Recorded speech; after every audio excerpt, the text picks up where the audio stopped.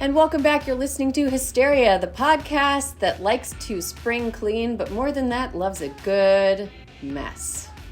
Yes and yes. We've got a mess to talk about. It's got everything. It's got all kinds of things that I don't like combined into one story. It's got Colleen Hoover.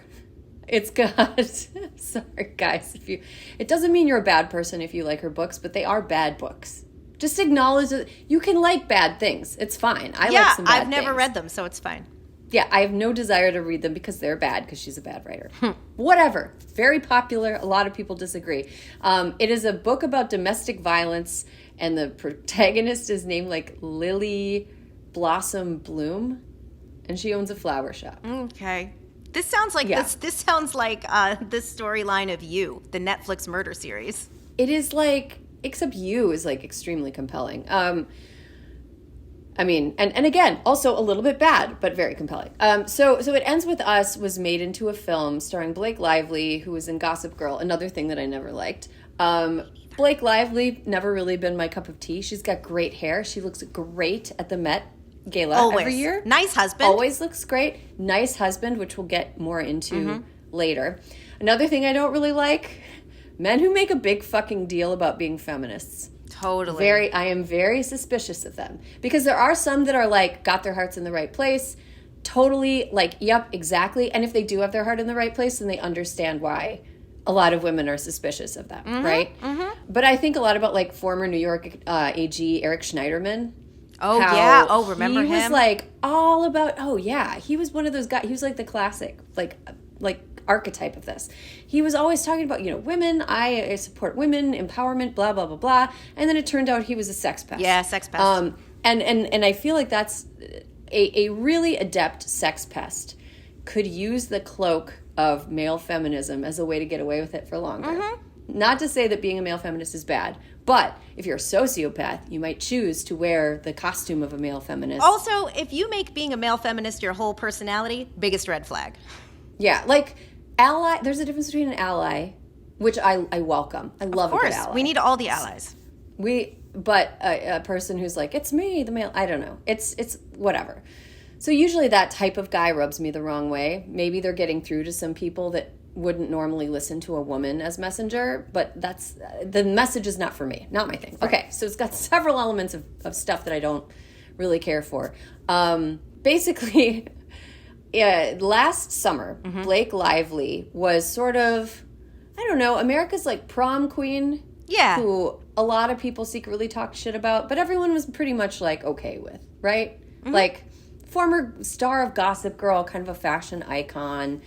Just kind of a general movie star. Right. Not necessarily America's sweetheart, but definitely not America's. Taylor Swift's friend. Often seen in the box at the Chiefs games. Like that's as much as I've seen her lately. And Lively was never like Anne Hathaway, which was super unfair. Like, because, anyway.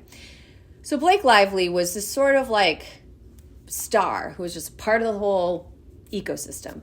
And then, like, all of a sudden last summer, all of this stuff started coming up in my social media feeds, and probably yours too, because it came up everywhere. Of all this stuff from the press tour from the film It Ends With Us, the Colleen Hoover novel that I just was dragging. So it was like old clips of her in interviews where she was being kind of annoying. Crazy. That interview clip with the Finnish, I think she was like a Finnish interviewer, that ended up in my feed so many times, and I watched it. And of course, again, and we'll get to this, but I watched it and I was like, what an asshole! Like, what an asshole response to this reporter. But then you find out more. Sorry.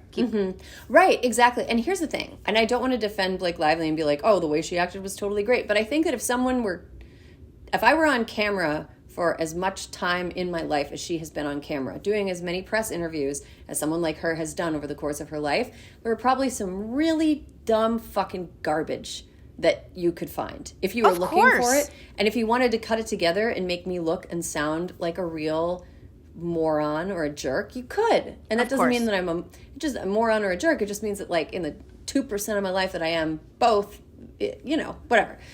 So all of these clips are coming up, right? And her being, like, insensitive about promoting the film about domestic violence by being like, girls, put on your florals. And, like, it just seemed very strange. So months later, we're kind of getting a clearer picture that things were not necessarily as they seemed.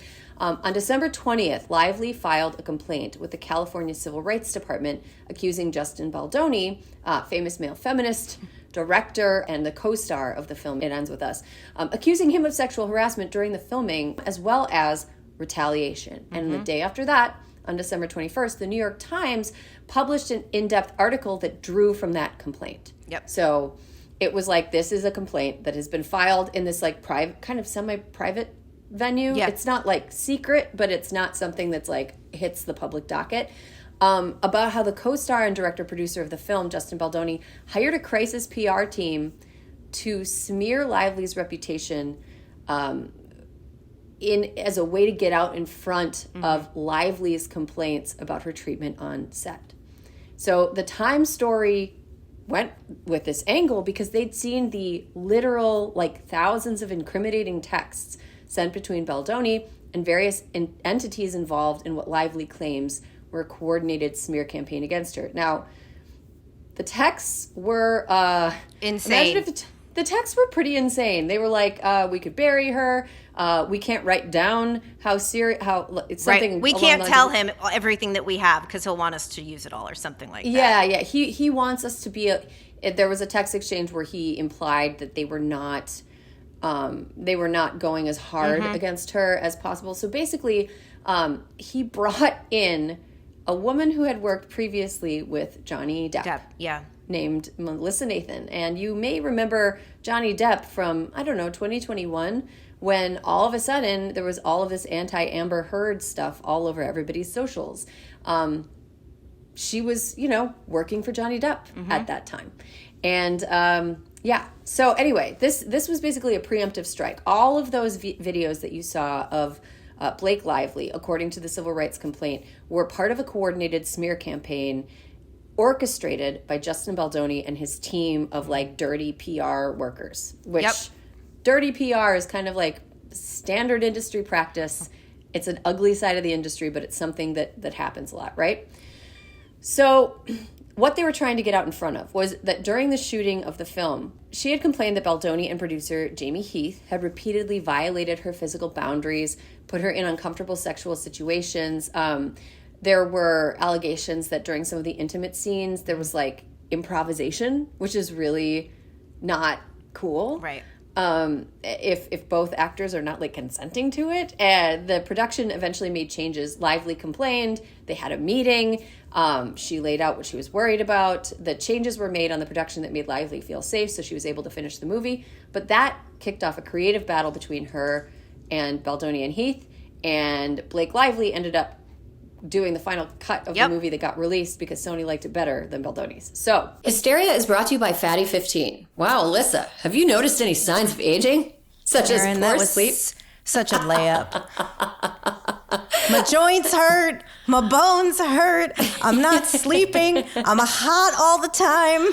Okay, my skin is dry, yet I have adult acne. Okay, so yes, I am aging right before your eyes. Wow, it's like that episode of 30 Rock when Liz gets like anti-aging acne wash.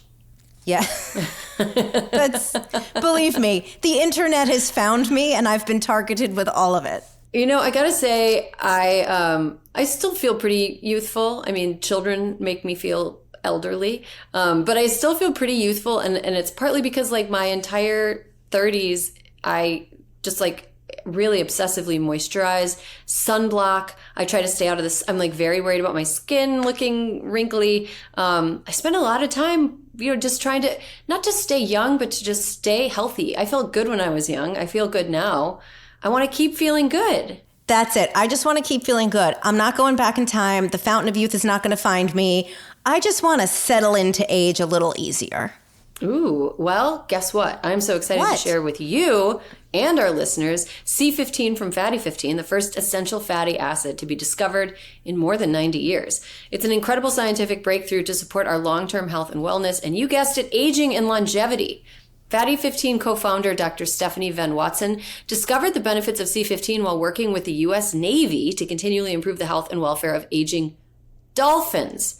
But based on over 100 studies, we now know that C15 strengthens our cells and is a key longevity-enhancing nutrient, which helps to slow biological aging at the cellular level. In fact, when our cells don't have enough C15, they become fragile and age faster. And when our cells age, our bodies age too. This eventually led to studies finding the first new nutritional deficiency in 75 years, called cellular fragility syndrome. Who knew?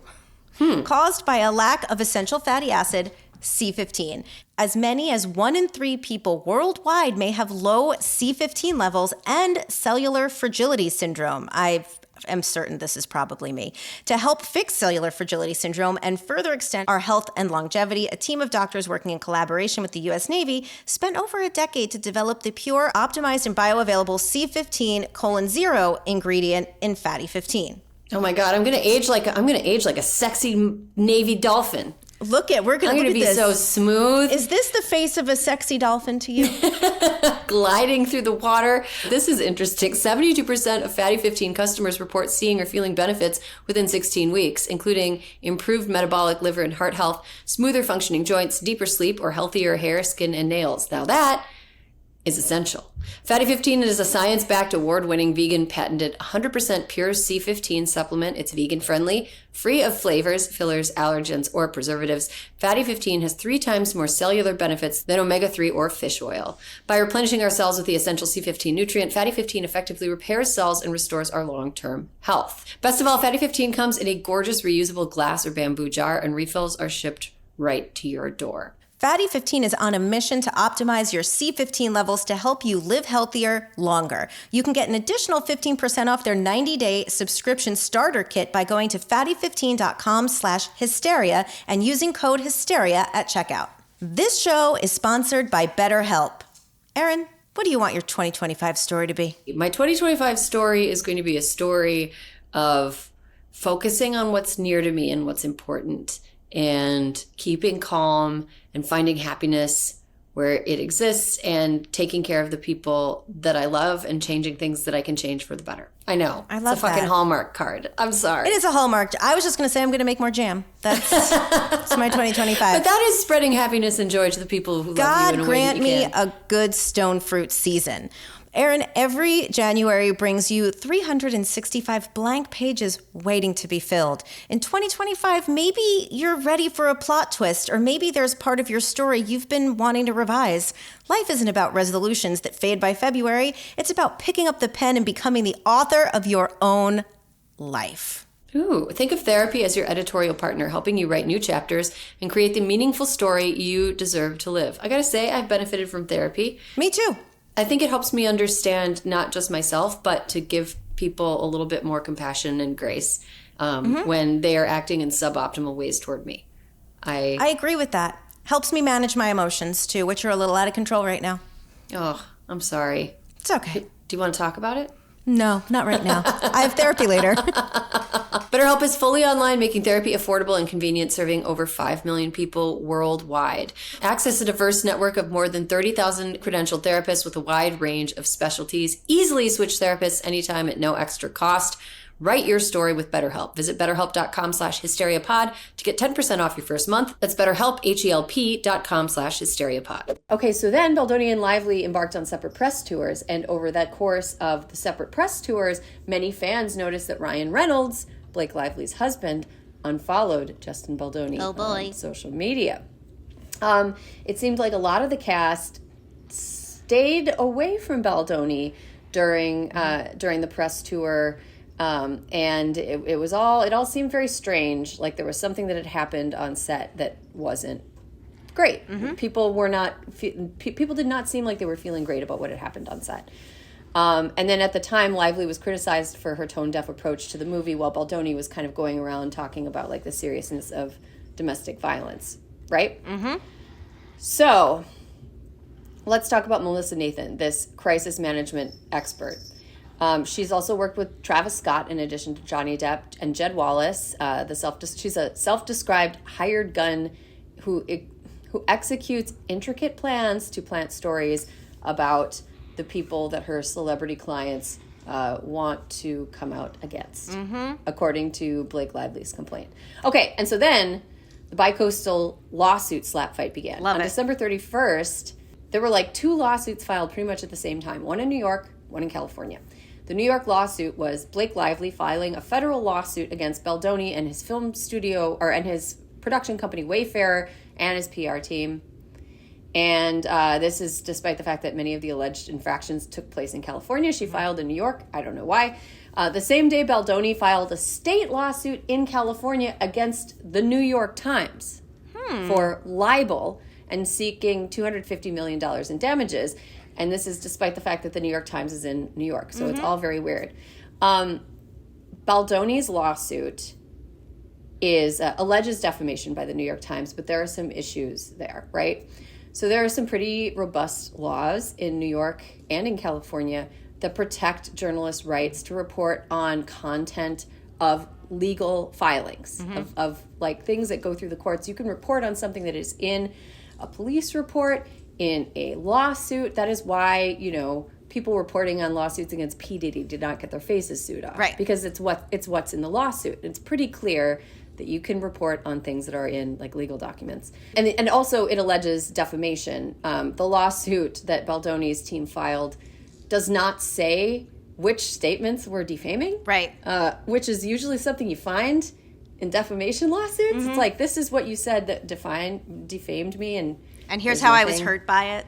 Yeah, and there's nothing really, there is allegations that like his career was hurt, but it all seemed kind of like a kind of PR move. Yeah. And also it alleged that Blake Lively never intended on filing a civil lawsuit, which is funny because it was filed the same day that Lively did file a civil lawsuit, which sort of undercuts the whole lawsuit. So this is a very long story, but we are just trying to be careful with our words because both of them are working with people that are pretty powerful. Serious. Yeah, pretty serious. I also want to point out that the New York Times piece contained a quote from Ari Emanuel, who is the head of WME and was played by Jeremy Piven in the show Entourage. According to people who have known Ari Emanuel, fairly accurately. Very accurate. Yeah. So Ari Emanuel is no shrinking violet, but he did give a quote to the New York Times for the story indicating that Baldoni had been dropped by WME as a client. Who else is a client of WME? Ryan Reynolds, Blake Lively's husband.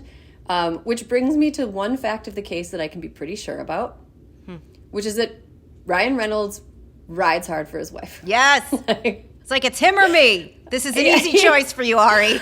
I feel like the unfollowing, that is awesome. That is look, I'm not the biggest Blake Lively fan, whatever, she's not my cup of tea, it's fine. Let her live. But the fact that her husband is like, we ride at dawn, Blake. Yes. I will tell me who to block. Tell me who to block. I love that. That's the real male feminist. I agree. He is the real male feminist of the story. So since the lawsuits have been filed, you have, I'm sure you've seen this on your social media, that Baldoni, there are now more pro-Baldoni stories coming out. And they're his team's hard at work. He's got the receipt, which is really funny because it's like the Blake Lively lawsuit is like, this is a smear campaign. And then the same thing is happening again. They're like, we'll see your smear campaign and raise you an even better smear campaign. Yeah, but they're still doing, obviously they think it's going to work. Do you think it's going to work? No. I think whether you are a huge Blake Lively fan or not, there are just things that were in the New York Times story and that we've come to find out that just tell on him. You know what I mean? Like, Blake tried to handle all of this privately, right? When the movie was being filmed, she complained. There was a rider added to her contract about an intimacy coordinator. And here's the other thing. At the time, this is, I don't know how long ago, she specifically had in her contract that they couldn't retaliate against her.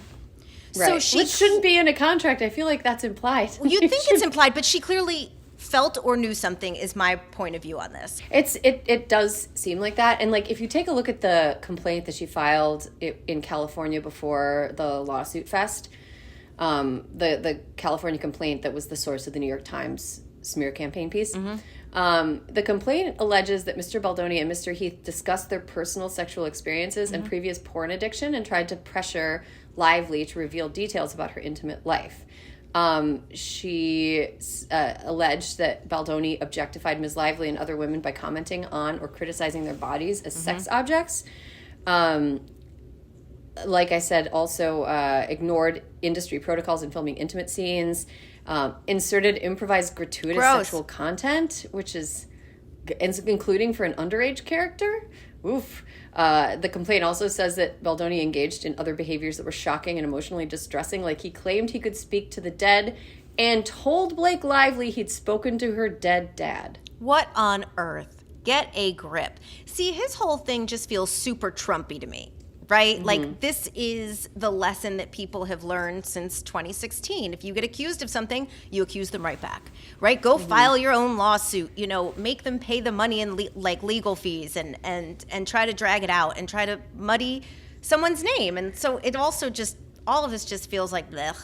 Hysteria is brought to you by Honeylove. Alyssa, what do you like most about Honeylove? I love that it doesn't hurt my body. I'm very sensitive these days. I like that it's smooth and it's soft and it like keeps me all together but doesn't hurt things. You know what I mean? You know, I'm going to continue my promise at the end of 2024 to not be uncomfortable physically for a single second in 2025. And Honeylove is a big part of that plan. You can wear Honeylove bras out to the store. I don't know if I would, you could wear them pretty much, you wear them to the club. Wear them under your, whatever you're wearing to the club. I mean, I haven't been to the club in 15 years. No, but you can wear them to the club. Who cares? Do whatever feels right. It's acceptable to wear Honeylove anywhere. You can sleep in Honeylove. It is comfortable. Absolutely. You're going to be comfortable. You're going to be supported. You are going to not have the digging in and. No, it's just like, it's on. It is on. Honeylove is an independent, female-founded brand. All Honeylove products are intelligently designed by women who actually wear them, including founder Betsy, who is highly involved in the development of each product. I feel like Betsy seems like a cool chick. Yeah, live your best life, Betsy. Honeylove recently launched the CrossFlex bra designed to support you all day in and out of your workout routine. Wear it during your workday and at your workout. Honeylove bras are supportive and wire-free, thank God. Thanks to bonding technology that lifts without underwire, you deserve a bra that's lightweight and comfortable without sacrificing support. A great bra is the foundation for any great outfit. Start every outfit with Honeylove and elevate your style. Honeylove products feature lingerie-inspired design details that you'll want to show off and high-quality fabrics that feel like a dream against your skin. Treat yourself to the best bras and shapewear on the market. Save 20% off Honeylove at honeylove.com/hysteria. Use our exclusive link to get 20% off honeylove.com/hysteria to find your perfect fit. After you purchase, they ask where you heard about them. Please support our show and tell them we sent you. Elevate your comfort, elevate your style with Honeylove. Hysteria is brought to you by Z-Biotics Pre-Alcohol. I know we've all tried ways to feel good after a night of drinks. I found something that actually works. It's called not having kids. No, it's a pre-alcohol probiotic from the brand Z-Biotics. Let's face it, after a night with drinks, I don't bounce back the next day like I used to. I have to make a choice. I can either have a great night or a great next day. That is, until I found Z-Biotics Pre-Alcohol. Their probiotic was invented by PhD scientists to tackle rough mornings after drinking. Here's how it works. When you drink, alcohol gets converted into a toxic byproduct in the gut. It's this byproduct, not dehydration, that's to blame for your rough next day. Pre-alcohol produces an enzyme to break this byproduct down. This is a proactive solution that wards off feeling miserable the next day instead of a reactive approach like drinking electrolytes or eating greasy food. You know how I know that Z-Biotics is an effective product? How? The extent to which it is passed around and discussed before every crooked social event. I was in an Uber shared with like 3 or 4 other people from Crooked from my neighborhood to our holiday party last month. And on the way, the people that were going to drink took Z-Biotics. It was part It was part of the plan. And as far as I know, it wasn't like a terrible following day for many people. I don't know. But it could have been.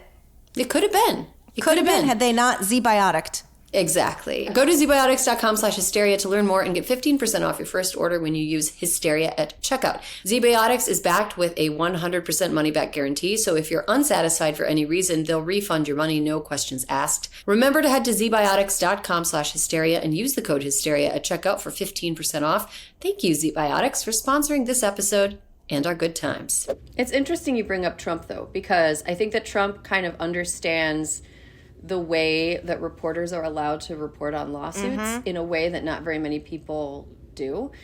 He's got enough money that he can sort of file lawsuits and use them like PR releases. Of course. Because the reporters can report on allegations in a lawsuit without verifying the factual, like the underpinnings of it.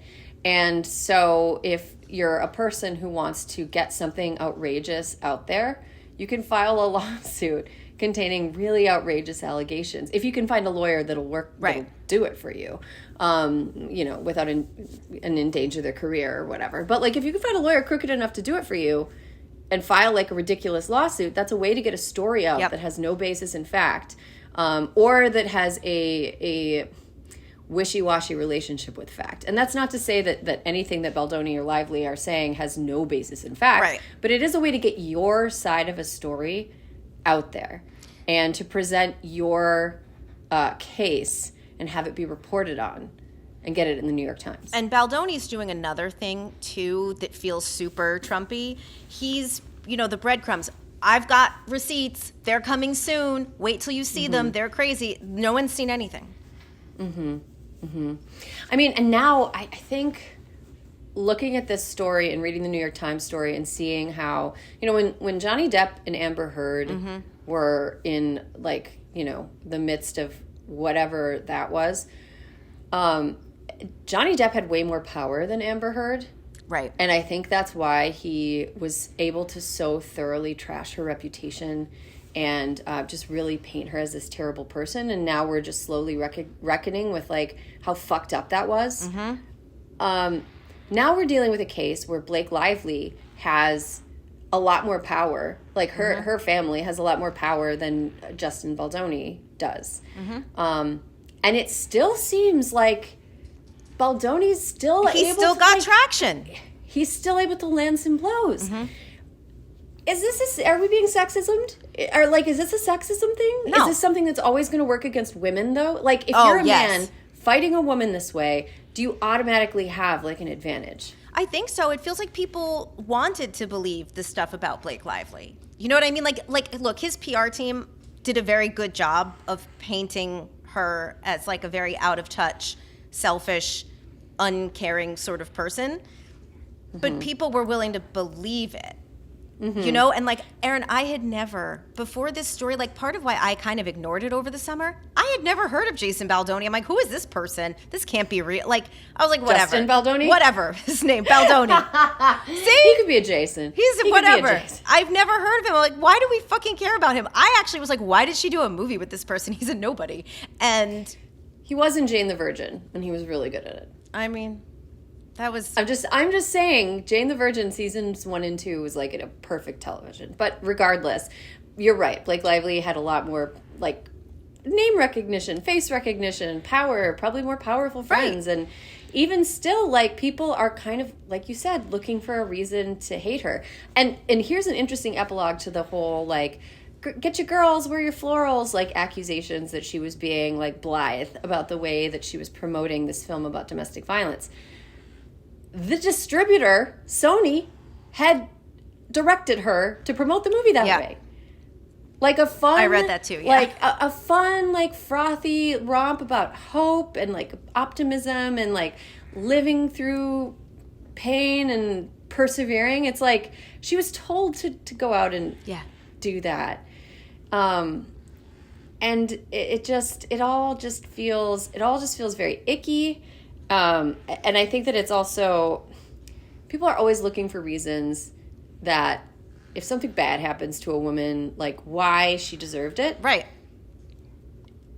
And if a woman is not perfect, and very few of us except Julie Andrews are perfect. If a woman is not perfect, there's they'll immediately seize on the tiny flaw in her or whatever obvious flaws. Oh, do you mean Kamala Harris's laugh? Oh, God. Right? I mean, this summer is a perfect example of exactly what you're talking about. People wanted to find things to be wrong. It's so, Erin, it's so disheartening. I mean, the reason that smear campaigns work is because, like you said, they say something people want to believe. And I hope that people take from this that when it seems like all of a sudden your social media feeds are filled with like some celebrity content that isn't drawn directly from like a bombshell court filing or news article. Totally. You have to say like, who's behind this? Like, who are these people commenting pro Justin Baldoni things? How many followers do they have? How long have they been? How long has their accounts exist? Have they always commented about Justin Baldoni, or were they commenting about Johnny Depp 2 years ago? Exactly. Like, we just need to. It sucks because I don't think people are gonna like. Oh yes, I will do more work to decide whether or not this delicious tabloid story that's easy for me to digest is actually simple or very complicated. But I think that's a reality we're living in. This is going to be something that is used against women, just up and down. And it's another good reason for us to just go ahead and log off. Yep. Do you think that Blake Lively can come back from this? Yes, absolutely. Do you think Justin Baldoni can? I mean, what is he to go back to? I mean, like, that's the thing. It's like, I'm like, who is this man? Like, I just don't even know. So I think that the court cases will go forward. We will see more texts. We will see more, interactions between the two of them. But I do think that she can come back. I think that the Megan Twohey New York Times article was very helpful to get people to just stop, drop, and roll. Like, stop sharing stuff. You don't need to just see what unfolds. But, like, I mean, maybe he will come. I don't know if he'll come back. I do think she'll come back. I think it's a good lesson that, like, you can be a high-powered PR executive in Hollywood working for some of the biggest celebrities in the world and still be real fucking dumb about what you text. 100%. We can bury her. What, Melissa, are you doing? Melissa, you're girl bossing too close to the sun, Melissa. Girl, those wings are melting. Oh, one more like fact from the case is that one of the the sister of one of the PR executives involved in this is a writer for the New York Post who had a byline on some anti-Blake Lively stories when all this was going on. So lots of fun. Lots of swampiness.